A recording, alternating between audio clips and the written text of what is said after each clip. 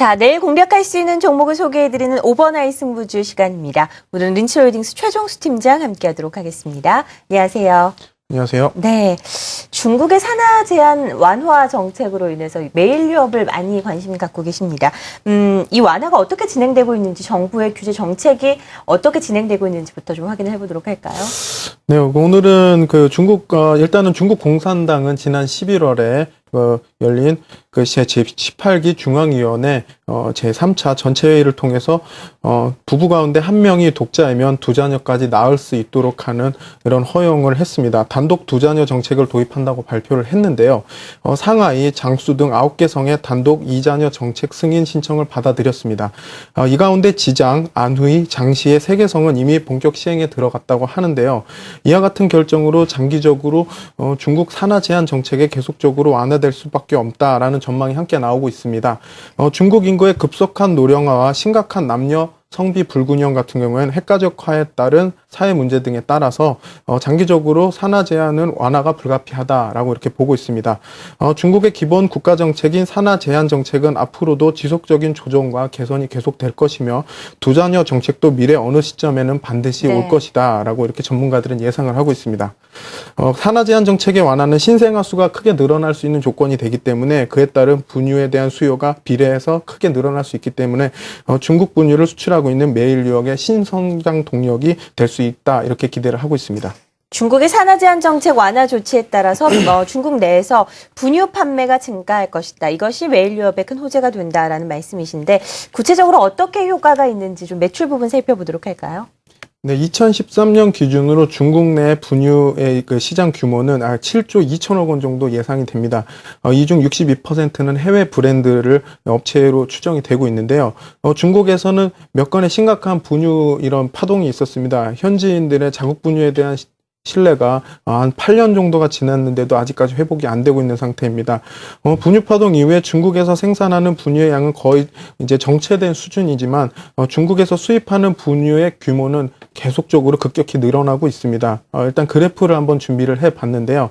일단 먼저 뜨고 있는 그래프를 보시게 되면 월별 분유 생산량이 09년도부터 등락을 거듭하면서 일정 수준으로 유지를 하는 걸 볼 수 있습니다. 하지만 이제 다음 그래프를 보시게 되면은 분유 파동 이후인 08년도부터 기하급수적으로 수입 분유에 대한 비중이 높아지고 있는 걸 볼 수 있는데요. 중국의 1인당 분유 수입량이 2008년에서 2013년까지 5년간에 11배나 늘어난 걸 감안한다면 엄청난 증가세를 보여주고 있다 이렇게 보시면 되겠습니다.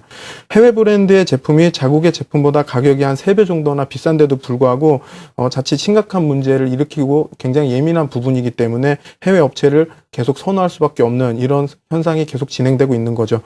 이와 같은 흐름에 덧붙여서 최근 중국에서 진행되고 있는 산하 제한 정책의 변화로 인해서 메일 유업은 또 다른 성장 가능성의 기회가 찾아올 것으로 기대가 됩니다.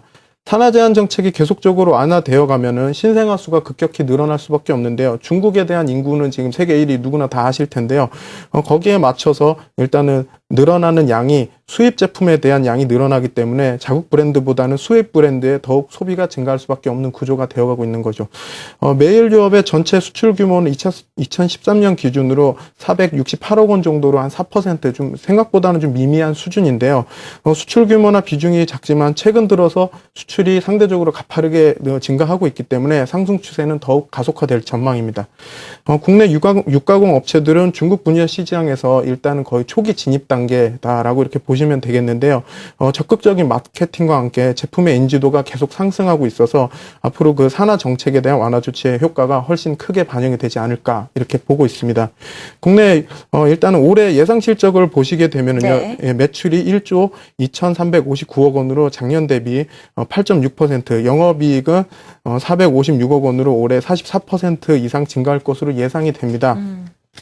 지난해 10월부터 단계적으로 인상한 제품 가격이 올해부터 본격적으로 일단 반영이 되고요. 고마진 제품인 분유, 그리고 커피, 치즈 등 올해도 이런 고마진 제품들이 빠르게 확대가 되어 갈 것이기 때문에 실적에 대해서는 개선 추세와 함께 영업이익률이 엄청 좋게 개선이 될 걸로 기대가 되고 있습니다. 네, 영업이익률이 개선된다라고 이야기를 했고 중국에서 아무래도 자국 먹거리에 대한 신뢰도가 떨어지기 때문에 메일 유업에 대한 분유 요구사항이 좀 높아질 것이다라는 이야기를 들어봤습니다. 있습니다.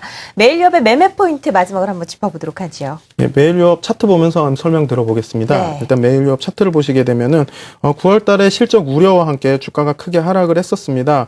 우유값 인상에 대한 잡음도 함께 겪으면서 주가 크게 하락한 모습을 보여주고 있는데요. 그렇지만 이제 우려보다도 4분기 때부터 실적이 다시 긍정적으로 좋아진다라는 흐름으로 주가 어느 정도 회복해서 횡보를 하고 있는 이런 모습을 보여줬습니다. 일단은 주가가 최근에 한 번 더 이렇게 하락한 모습을 보여주고 있는데요. 현재로서 제가 볼 때는 이제 큰 문제는 없어 보입니다. 일단 올해는 앞서 말씀드린 대로 고마진 제품들이라든지 이런 전반적인 그 인상에 대한 효과가 반영이 될 것 같고요. 중국발 분유 수출호재 효과도 커지게 되면 일단은 예상치보다도 훨씬 좋은 실적이 나올 수 있지 않을까라는 이런 부분에 대해 기대를 해볼 수 있고 그에 반영해서 주가도 충분히 더 상승할 수 있다 이렇게 보고 있습니다. 매수가는 45,000원이고요. 목표가는 정고점 부근인 54,000원, 손절가는 42,000원으로 설정해 보겠습니다. 네, 매일유업 확인해봤습니다. 중국발 모멘텀이 강하게 작용을 하고 있는 매일유업 목표가 54,000원, 손절가 42,000원으로 지시를 해주셨습니다. 린초홀딩스 최종수 팀장과 함께했습니다. 고맙습니다. 감사합니다.